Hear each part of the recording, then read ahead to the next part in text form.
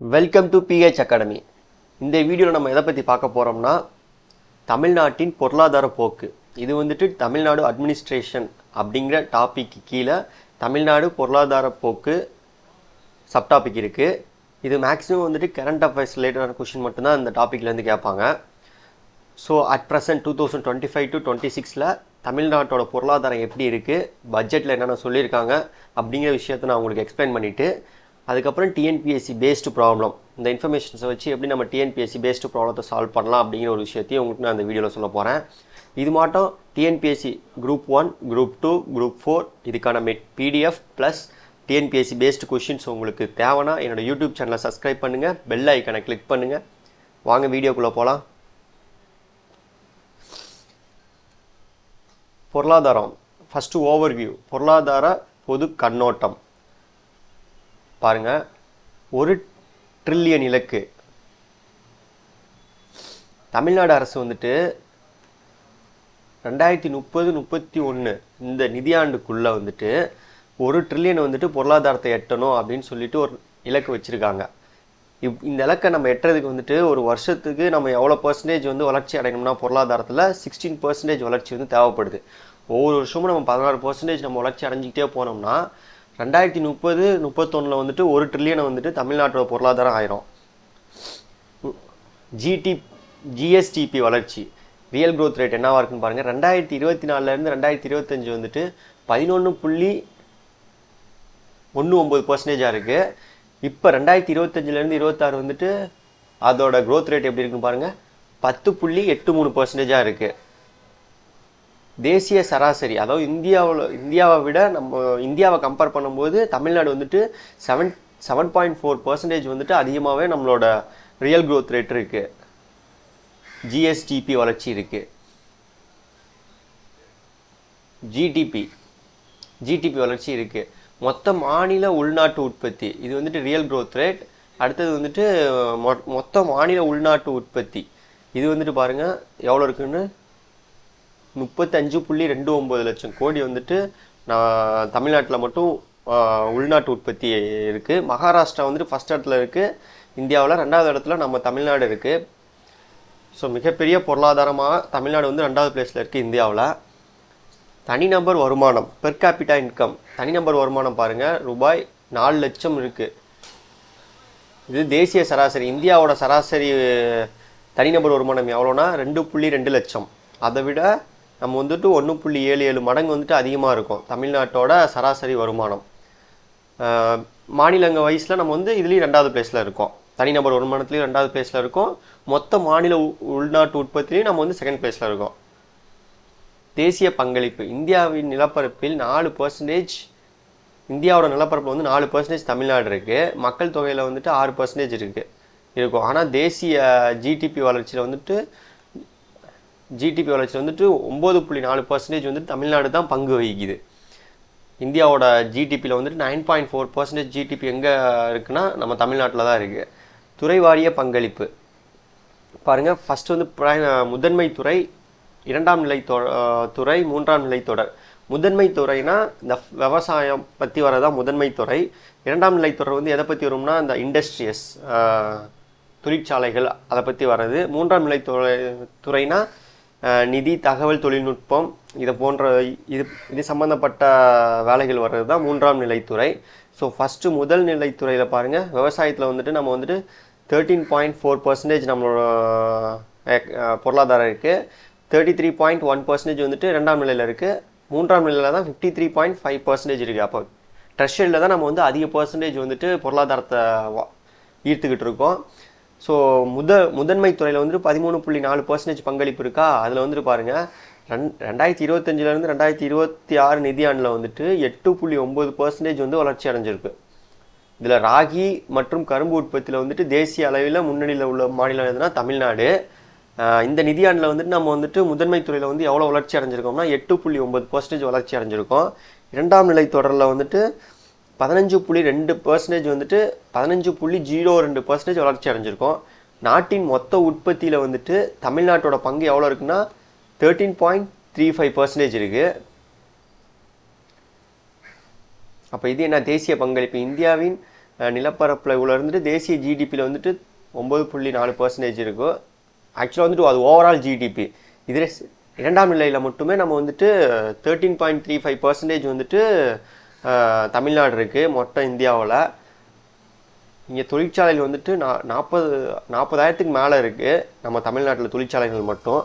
மூன்றாம் நிலைத்துறை ட்ரெஷரி சர்வீஸில் வந்துட்டு பாருங்கள், நிதி சேவைகள், தகவல் தொழில்நுட்பம் மற்றும் தளவாடங்கள் இத்துறையை வழிநடத்துகின்றன. இதில் பாருங்கள், இதில் தான் அதிகமாக இருக்குது. 53.5% நம்ம வந்துட்டு பொருளாதாரத்தை வச்சுருக்கோம். தொழில்துறை மையங்கள் மற்றும் ஏற்றுமதி.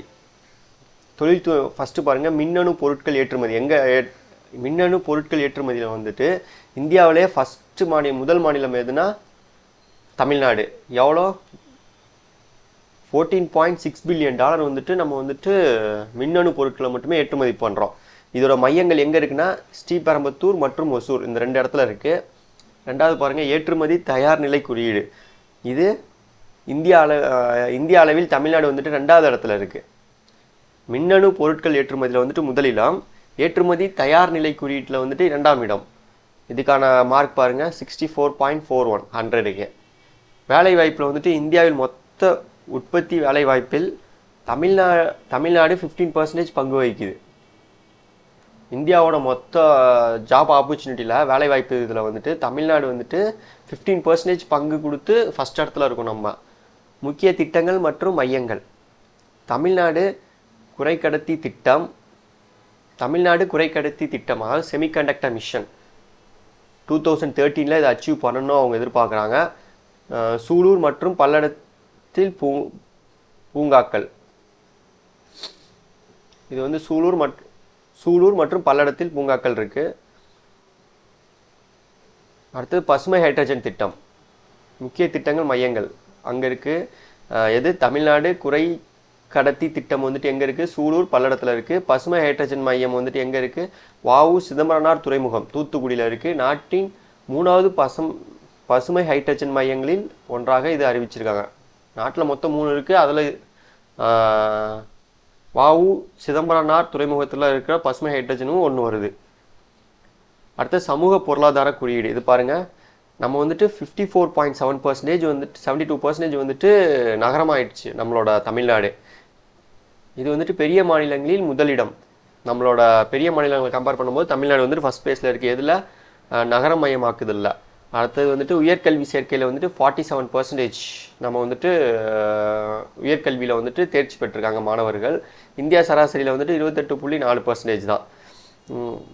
பல்பரிமாண வறுமை குறியீடு. பல்பரிமாண வறுமை குறியீடில் வந்துட்டு 1.43% தான். இந்தியாவில் மிக குறைஞ்ச மாநிலம் தமிழ்நாடு. சுகாதார குறியீட்டில் வந்துட்டு பாருங்க, குலவிப்பு விகிதம் வந்துட்டு 100 பிறப்புகளுக்கு 12ஆக குறைந்துள்ளது. வாழ்நாள் வந்துட்டு எவ்வளோ வந்துட்டு எதிர்பார்க்கப்படுதுன்னா 73.4%, 73.4 இயர்ஸ் வந்துட்டு வாழ்நாள் வந்துட்டு இருக்கும் அப்படின்னு எக்ஸ்பெக்ட் பண்ணுறாங்க. நிதி மேலாண்மை மற்றும் கொள்கை முயற்சிகள். ஜிடிபியில் வந்துட்டு 3% என்ற இலக்கை நோக்கி குறைக்கப்பட்டுள்ளது. இது வந்து நிதி பற்றாக்குறை. அடுத்து வந்துட்டு தமிழ்நாடு ஷோர் திட்டம். அது எதுனா 14 கடலோர மாவட்டங்கள் நீல பொருளாதாரம் மேம்படுத்துவதற்கான திட்டத்தை உருவாக்கியிருக்காங்க. ப்ளூ எக்கனாமி வந்துட்டு எங்கே? 14 கடலோர மாவட்டங்களில் மேம்படுத்துவதற்காக திட்டத்தை வந்து உருவாக்கின திட்டம் தான் தமிழ்நாடு ஷோர் திட்டம். TN focus. அது என்னென்னா பின்தங்கிய வட்டாரங்களின் வளர்ச்சிக்காக ஃபோக்கஸ் பிளாக் டெவலப்மெண்ட் ப்ரோக்ராம் செயல்படுத்தப்படுகிறது. ஸோ இப்போ இதை பேஸ் பண்ணி நம்ம வந்துட்டு டிஎன்பிஎஸ்சி பேஸ்டு கொஷின்ஸ் பார்க்கலாம். ஃபஸ்ட்டு பாருங்கள், தமிழ்நாடு அரசு 1 ட்ரில்லியன் பொருளாதாரம் இலக்கை எந்த ஆண்டிற்குள் அடைய திட்டமிட்டு உள்ளது? 2030 31க்குள்ளே நம்ம வந்துட்டு அதை அச்சீவ் பண்ணணும். தேசிய பசுமை ஹைட்ரஜன் திட்டத்தின் கீழ் உள்ள 3 பசுமை ஹைட்ரஜன் மையங்களில் ஒன்றாக அறிவிக்கப்பட்ட தமிழ்நாட்டின் துறைமுகம் எதுனா வாவு சிதம்பரனார் துறைமுகம் தூத்துக்குடியில் இருக்கு. அடுத்தது 3வது கொஸ்டின் பாருங்க. 2025 26 நிதியாண்டில் தகவல்களின்படி மின்னணு பொருட்கள் ஏற்றுமதியில் தமிழ்நாடு இந்திய அளவில் எந்த இடத்தில் உள்ளது? மின்னணு பொருட்களில் வந்துட்டு தமிழ்நாடு தான் ஃபர்ஸ்ட் இடத்துல இருக்கு.